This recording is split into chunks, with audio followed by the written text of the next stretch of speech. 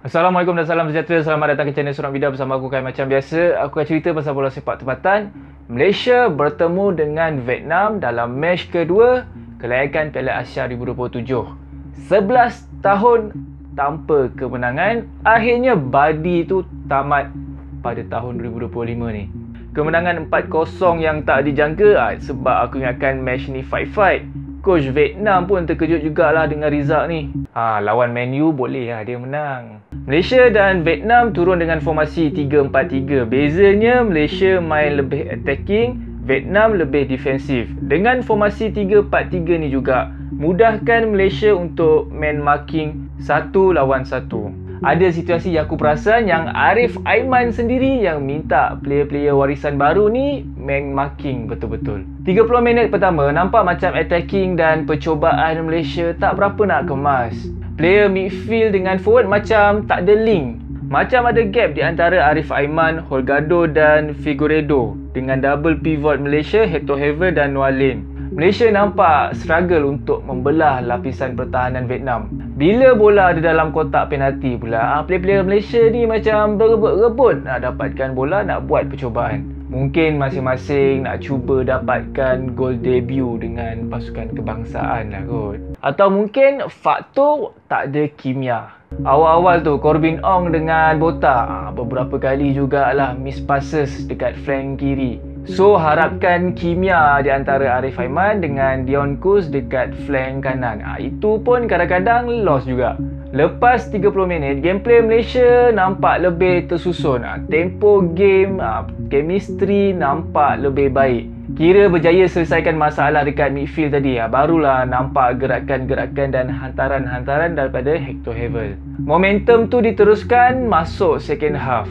Tambah lagi player Malaysia nampak ada kelebihan fitness daripada player Vietnam. Lepas gol pertama, Malaysia tak puas hati, terus attack untuk dapatkan gol kedua, ketiga dan seterusnya keempat. Walaupun Malaysia tukar player sub, tempo dan momentum menyerang tu masih maintain. 2 assist daripada Arif Aiman, bukti Arif Aiman masih player penting dalam skuad kebangsaan. Walaupun ada lambakan player warisan dalam skuad kebangsaan sekarang ni. Bila Arif Aiman pegang bola, 2-3 player Vietnam press dia. Itu dah membuktikan yang Arif Aiman ni masih player yang berbahaya. Masuka yang market value berjuta-juta tu pun main tak relax. Madanglah dribble dia kerja dia. Seumur hidup aku tengok bola Malaysia ni, ini aku rasa first time aku confident dengan defense line Malaysia. Malaysia bertahan dengan 5 pertahanan. Noah Lane, The Destroyer, macam player pertahanan ke-6 Malaysia.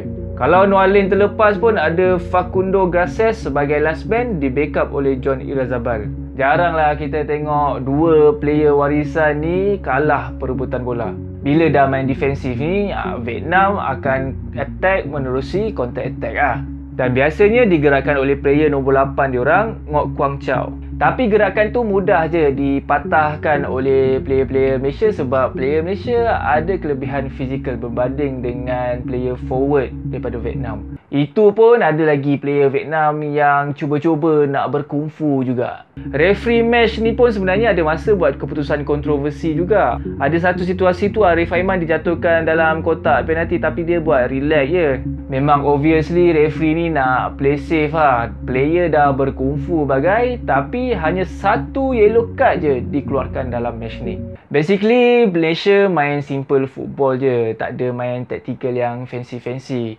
Dapat bola build up daripada bawah, open game, main dekat wide dan make sure ramai player di bahagian serangan untuk tingkatkan peluang membuat percubaan. Lepas tu Malaysia compact bertahan dengan kelebihan fizikal player-player Malaysia. Semangat patriotik player-player warisan baru Harimau Malaya ni aku rasa tak payahlah kita nak persoalkan kot. Performance dekat atas padang, semangat diorang dekat atas padang tu dah membuktikan. Kepala dah bocor pun sanggup teruskan permainan lagi. So Malaysia ada kelebihan leading grouping lepas menang 2 match. Jangan buat hal tercicir mata lawan Laos dengan Nepal je lah nanti. Main away dekat Vietnam nanti at least dapat seri. InsyaAllah Malaysia akan layak ke Piala Asia 2027. Itu je untuk video kali ni. Dapatkan buku ni di TikTok Shop Surat Media. Kita jumpa lagi pada next video. Assalamualaikum dan salam sejahtera.